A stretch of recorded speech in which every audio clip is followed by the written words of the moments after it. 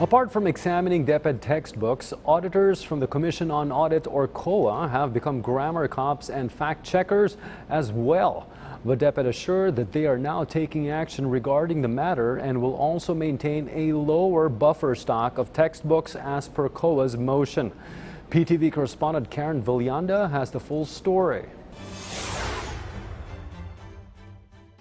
No doubt students nowadays find the internet even more convenient and useful for the research or homework. But for the parents, they still in favor of using the old school method of using textbooks for reference on the assignments of their children. Sa libro pa rin kasi yun talaga yung pinaka noon pa. Wala namang internet dati. But in the audit observation memo released by the Commission on Audit on the Department of Education, COA called the attention of the Education Department about the errors on the textbooks of Araling Panlipunan, English and Science. But DepEd assures they have been taking actions right after being put on notice last year as a result of the COA memo. May ginawa na comprehensive review and the teachers are aware of this.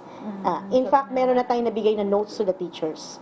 So in that process, at saka yung ginawa natin consultative na review, so yun pa lang ay sinasabi na natin sa mga teacher, when you use the book, then they need proper guidance. The Education Department explains they are not allowed to develop their own books, but all the textbooks that we're using in the public schools were underwent procurement law. Before the students use the textbooks, it will evaluate first by the DepEd personnel, experts in different languages and practitioners. DepEd also emphasized that they are in the process of changing the remaining percent of the buffer stock in their warehouse.